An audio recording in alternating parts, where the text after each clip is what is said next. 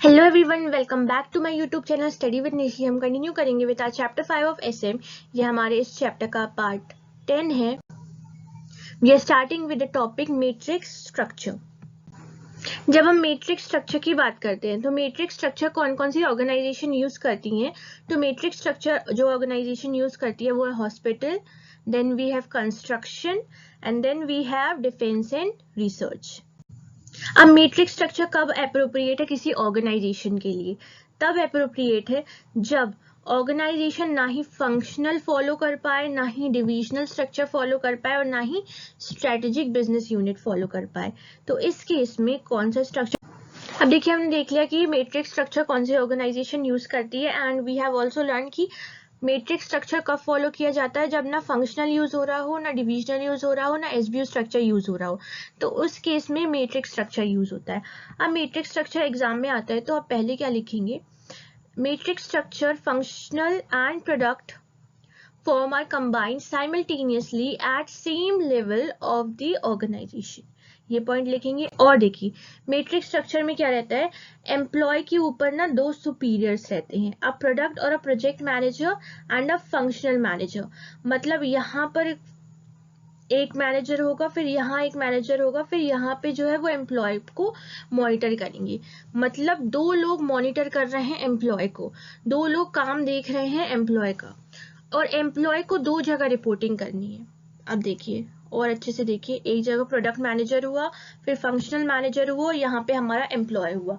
Employ को दो लोग मॉनिटर कर रहे हैं और एम्प्लॉय को ही दो लोगों को रिपोर्टिंग करनी है। मैट्रिक्स स्ट्रक्चर में ऐसा होता है। देखिए ये पॉइंट देखिए, यहाँ पे होम डिपार्टमेंट्स की बात हो रही है। होम डिपार्टमेंट्स फंक्शनल जैसे कि इंजीनियरिंग हुआ, मैन्युफैक्चरिंग हुआ, हमारा मार्केटिंग हुआ, और कौन कौन से फंक्शंस होते हैं जैसे कि प्रोडक्शन हुआ, परचेज हुआ, सेल हुआ। ये सारे क्या होते हैं? Reasonably permanent. मतलब ये डिपार्टमेंट तो परमानेंट रहेंगे। अब जो लोग इनमें काम कर रहे हैं, people from these functional unit are often assign temporary to one or more product unit or project. एक या एक से ज्यादा प्रोडक्ट के लिए ये असाइन हो सकते हैं। अब मान लीजिए 3 प्रोडक्ट है, ठीक है। अब कोई इंजीनियरिंग वाला है तो वो शायद हो सकता है एक प्रोडक्ट का ही काम देख रहा हो। वहीं अगर कोई प्रोडक्शन वाला, ये हो गया हमारा इंजीनियरिंग वाला, वहीं अगर कोई समझ लीजिए मैन्युफैक्चरिंग वाला है तो वो हो सकता है दो प्रोडक्ट के काम को देख रहा हो। तो ये हो जाता है हमारे होम डिपार्टमेंट फंक्शनल की बात। नेक्स्ट पॉइंट, आइए अब देखते हैं कि मैट्रिक्स स्ट्रक्चर एक्चुअली होता कैसा है। ये हमारा मैट्रिक्स स्ट्रक्चर है। मैट्रिक्स स्ट्रक्चर का और क्या नाम है? Dual reporting relationship. फिर इसमें एक कंपनी के लीडर होते हैं जो सीईओ हुए। अब इसके अंडर में कौन कौन काम कर रहा है? फंक्शनल मैनेजर हुए जैसे engineering manager, marketing manager, finance manager हुए, ह्यूमन रिसोर्स मैनेजर हुए, and we have operating manager. Now अब देखिए यहाँ पे प्रोडक्ट ए के मैनेजर हुए, प्रोडक्ट बी के मैनेजर हुए एंड प्रोडक्ट सी के मैनेजर हुए। अब आप ये वाला पॉइंट देखिए, ये एम्प्लॉयज हुए, ये सारे क्या है? एम्प्लॉयज हुए। तो ये हमारा क्या हो गया? मैट्रिक्स स्ट्रक्चर हो गया। अब अभी हमने बात करी थी इसकी पहली वाली स्लाइड में, हमने जो पॉइंट देखा था कि जैसे मार्केटिंग मैनेजर है, यहाँ देखिए मार्केटिंग मैनेजर जो हमारे हैं, I change the pen colour. ये देखिए मार्केटिंग मैनेजर जो है हमारे, ये मार्केटिंग मैनेजर है। अब मार्केटिंग मैनेजर एक से ज्यादा प्रोडक्ट के लिए टेम्पररी असाइन होते हैं, चाहे वो मार्केटिंग मैनेजर हो या फाइनेंस मैनेजर हो, चाहे ह्यूमन रिसोर्स मैनेजर हो। जितने भी फंक्शनल मैनेजर है, होम डिपार्टमेंट के मैनेजर है, उसके जो लोग हैं वो एक से ज्यादा प्रोडक्ट के लिए असाइन होते हैं। एक प्रोडक्ट या एक से ज्यादा प्रोडक्ट के लिए असाइन होते हैं। अब यहाँ पर मार्केटिंग मैनेजर प्रोडक्ट ए को भी देखेंगे, प्रोडक्ट बी को भी देखेंगे, प्रोडक्ट सी को भी देखेंगे, एंड सेम ये इनको इधर भी रिपोर्टिंग करनी है प्रोडक्ट ए वाले को, और यहाँ पे भी रिपोर्टिंग करनी है प्रोडक्ट बी वाले को, यहाँ पे भी रिपोर्टिंग करनी है, फिर यहाँ पे भी रिपोर्टिंग करनी है। वैसे प्रोडक्ट सी वाले को यहाँ पे भी रिपोर्टिंग करनी है और फिर यहाँ पे भी रिपोर्टिंग करनी है। ठीक है, तो ये हो गया हमारा मैट्रिक्स ऑर्गेनाइजेशनल स्ट्रक्चर। ठीक है, अब देखिए मैट्रिक्स स्ट्रक्चर कैसे डिफरेंट है with the functional and divisional structure. Matrix structure का जो डिजाइन है वो कैसा कॉम्प्लेक्स डिजाइन है। अब मैट्रिक्स स्ट्रक्चर में क्या होता है, मैट्रिक्स स्ट्रक्चर में फ्लो ऑफ अथॉरिटी जो है वो हॉरिजॉन्टली भी है और वर्टिकली भी है। वहीं सिर्फ फंक्शनल और डिविजनल स्ट्रक्चर में फ्लो ऑफ अथॉरिटी सिर्फ वर्टिकल होती है। मैट्रिक्स स्ट्रक्चर की ये देखिए, ये हमारे मैट्रिक्स स्ट्रक्चर की हो गए कैरेक्टरिस्टिक्स। एक मिनट,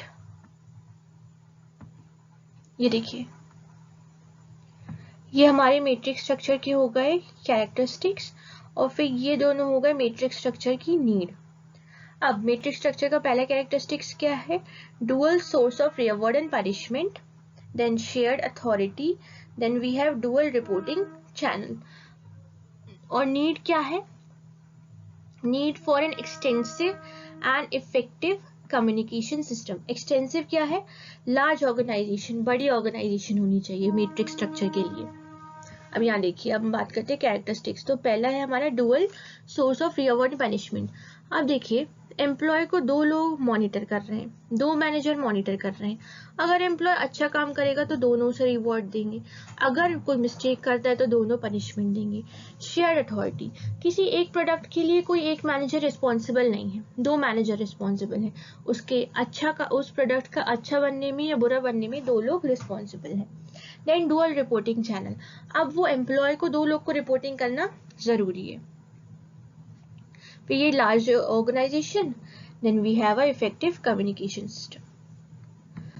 अब हम देखते हैं advantage of the matrix structure. देखिए मैट्रिक्स स्ट्रक्चर ना ज्यादातर किसी एक स्पेसिफिक प्रोजेक्ट के लिए बनाया जाता है और अगर वो प्रोजेक्ट सक्सेसफुल हो जाता है तो उसे आगे कंटिन्यू किया जाता है।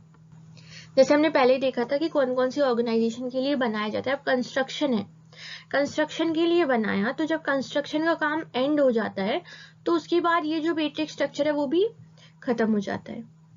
और जैसे हॉस्पिटल हुआ, हॉस्पिटल में उन्हें मैट्रिक्स स्ट्रक्चर बनाया, हॉस्पिटल तो बहुत लंबे समय तक चलेगी, तो इन केस में वो मैट्रिक्स स्ट्रक्चर आगे तक बढ़ सकता है। अब देखिए, इस केस में वो प्रोजेक्ट आगे तक बढ़ सकता है। अब एडवांटेज देखते हैं मैट्रिक्स स्ट्रक्चर की। पहला एडवांटेज है clear, project objective are clear, there are many visible channel of communication, worker can see the visible result of their work। अब देखिए, जो एम्प्लॉयज काम कर रहे हैं उनका काम कोई एक मैनेजर नहीं देखेगा। अगर प्रोडक्ट मैनेजर नहीं देखेगा तो समझ लीजिए फाइनेंस मैनेजर देखेगा, या फिर जो इंजीनियर वाले मैनेजर है वो देखेंगे। वो नहीं देखेंगे तो प्रोडक्ट ए वाला देखेगा। तो चैनल ऑफ कम्युनिकेशन दो हैं, तो उसके कारण उनके काम को नोटिस किया जा सकता है। Then shutting down of the project is accomplish relatively easily. आराम से जो मैट्रिक्स स्ट्रक्चर के लिए, मैट्रिक्स स्ट्रक्चर जिस प्रोजेक्ट के लिए चूज किया है उस प्रोजेक्ट को बंद करने के लिए आसानी हो जाती है। तो ये हमारे एडवांटेज हुए। पहला है clear, then we have channel of communication, and then shutting down of a project is relatively easily. देखिए आप ये कीवर्ड्स याद, clear, channel of communication and shutting down of the project is easily.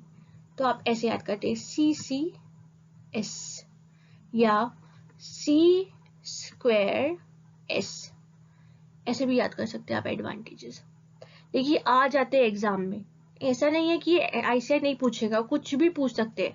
आपको matrix structure पूछ लेंगे, एक construction site में कोई स्ट्रक्चर यूज हुआ है, कौन सा स्ट्रक्चर यूज हुआ है, चलिए आपने बता दिया मैट्रिक्स स्ट्रक्चर यूज हुआ है। मैट्रिक्स स्ट्रक्चर के बारे में आपने कुछ पॉइंट्स भी लिख दिए। अब वो एडवांटेजेस भी 3 मार्क्स के लिए या 2 मार्क्स के लिए पूछ सकते हैं, ठीक है, तो आप ये लिखिएगा। नेक्स्ट आप क्या लिख सकते हैं मैट्रिक्स स्ट्रक्चर के बारे में। In order for a matrix structure to be effective, organization need planning, training, and clear mutual understanding of roles and responsibility, and excellent internal। ये हमारे क्या होगा, मैट्रिक्स स्ट्रक्चर, अच्छा मैट्रिक्स स्ट्रक्चर काम करे उसके लिए प्लानिंग जरूरी है, ट्रेनिंग जरूरी है, mutual understanding and internal excellent. Planning अच्छी हो, ट्रेनिंग अच्छी हो, देन क्लियर म्यूचुअल अंडरस्टैंडिंग हो एंड एक्सीलेंट इंटरनल। ये हमारे 3 पॉइंट्स हो गए। नेक्स्ट देखते हैं हम डिसएडवांटेजेस क्या है मैट्रिक्स स्ट्रक्चर की। Product conflict revolving around duties and authority. And resource allocation. देखिए ये प्रॉब्लम्स तो आएगी। अब दो मैनेजर हैं, दोनों काम कर रहे हैं, तो रिसोर्स अलोकेट करने, अथॉरिटी, ड्यूटी संभालना, ये सारी रिस्पॉन्सिबिलिटी लेने से आपस के जो मतभेद है वो बढ़ सकते हैं। Next, to the extent that the goals to be achieved are vague and the technology used is poorly understood. अब और क्या डिसएडवांटेज, जो गोल बनाया गया है वही वेग है, उसी में कंफ्यूजन है, और फिर जो टेक्नोलॉजी यूज हो रही है वो भी ज़्यादा अच्छी टेक्नोलॉजी यूज नहीं हो रही है। जो रिपोर्टिंग के लिए टेक्नोलॉजी, या जो रिवॉर्ड पनिशमेंट के लिए टेक्नोलॉजी, या जो प्रोडक्ट बनाने के लिए टेक्नोलॉजी यूज हो रही है वही अच्छी टेक्नोलॉजी यूज नहीं हो रही है, तो ये एक वो डिसएडवांटेज हो गया। Next, a continuous battle for power between product and function manager. देखिए ये तो है, पावर की वजह से भी लड़ाइयाँ होती हैं। जैसे हमने कॉन्फ्लिक्ट की बात करी, यहाँ ड्यूटी, अथॉरिटी या रिसोर्स एलोकेशन के लिए, यहाँ पे क्या है, कौन के पास कितनी पावर रहेगी उसके लिए भी लड़ाइयाँ बढ़ जाती है। तो ये हमारे कुछ डिसएडवांटेज हो गए हमारे मैट्रिक्स स्ट्रक्चर की। तो conflicts revolving around duties, authorities and resource allocation to the extent that the goals to be achieved are vague and the technology used is poorly understood. A continuous battle for power between product and functional manager is likely. Next point. अब matrix structure को 3 phases में बनाया जाता है। पहला phase हुआ cross functional task force, second हुआ product brand management, third हुआ हमारा मैच्योर मैट्रिक्स। अब पहली बात करते हैं development of matrix structure. Davis and Lawrence have proposed 3 distinct phases.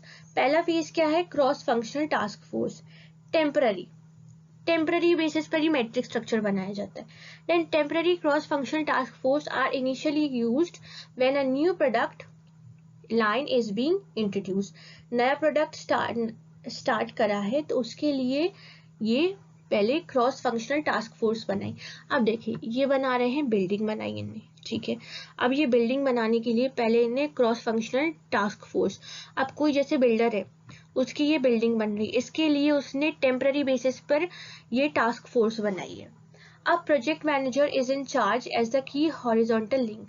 Horizontal link, देखिए प्रोजेक्ट मैनेजर कौन सी लिंक है, हॉरिजॉन्टल। हमने अभी स्ट्रक्चर में भी देखा था, फंक्शनल मैनेजर जहां वर्टिकल था वहीं प्रोजेक्ट मैनेजर या प्रोडक्ट मैनेजर हमारे हॉरिजॉन्टल थे। अभी ये क्या है, प्रोजेक्ट मैनेजर है।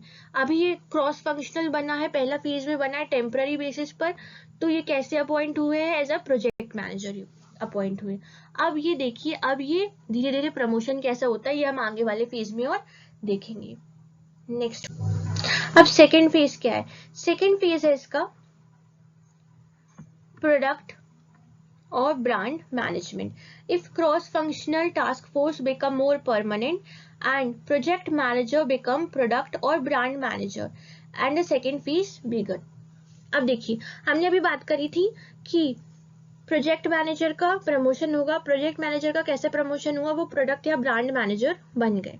अब क्रॉस फंक्शनल टास्क फोर्स अगर परमानेंट हो जाती है तो वो क्या बन जाएगी, प्रोडक्ट ब्रांड मैनेजमेंट हो जाएगी, ठीक है। अब सेकेंड फेज स्टार्ट हो गया तो क्या होगा, function is still primary organisation structure, जो ऑर्गेनाइजेशन का एग्जिस्टिंग स्ट्रक्चर होगा। अब देखिए यहाँ पे एक बिल्डर, अगर कोई बिल्डर है, अब बिल्डर की ऐसा थोड़ा ना कि एक ही बिल्डिंग होंगी, उनकी मल्टीपल बिल्डिंग्स होंगी जिनके लिए पहले से शुरू से उनने कुछ फंक्शंस बनाए होंगे, ठीक है। अब जब वो एक नया प्रोजेक्ट स्टार्ट कर रहे हैं, यहाँ पे देखिए उन्होंने नया प्रोजेक्ट स्टार्ट किया, अब इसके लिए उनने प्रोडक्ट मैनेजर तो बनाया, लेकिन फंक्शन कौन संभालेगा, फंक्शन यही वाले संभालेंगे, इसके फंक्शन यही वाले मैनेजर्स संभालेंगे। Next point, but the product और brand manager act as a integrator of semi permanent product और ब्रांड। इंटीग्रेटर का मतलब क्या होता है, इंटीग्रेटर का मतलब होता है जो सारा काम संभालेगा, सब सारी चीजें जो है वो अरेंज करेंगे, वो कौन रहेगा, प्रोडक्ट ब्रांड मैनेजर रहेगा, ठीक है। अब नेक्स्ट फेज देखते हैं। नेक्स्ट फेज है mature matrix phase. The third and final phase of matrix development involves true dual authority structure. Both the functional and product structure are permanent. All employees are connected to both vertical function and superior and horizontal product manager. ये वही जो हमने matrix की बात करी थी, ये यहाँ पे वही बात हो रही है। ठीक है, तो ये हमारे हो गए 3 phases में मैट्रिक्स स्ट्रक्चर. क्रॉस फंक्शनल हुआ हमारा product brand management, and then we have mature matrix. आज के लिए इतना ही. I hope you like the video. आपको पसंद आई हो तो लाइक कीजिए, सब्सक्राइब कीजिए, अपने फ्रेंड्स के साथ शेयर कीजिए. कोई भी डाउट आ रहा है आपको तो कमेंट कीजिए. और हमारे सिर्फ 2 स्ट्रक्चर बचे हैं. हमारा नेटवर्क स्ट्रक्चर बचा है एंड आर्गला स्ट्रक्चर बचा है चैप्टर नंबर 5 का. Thank you so much for watching.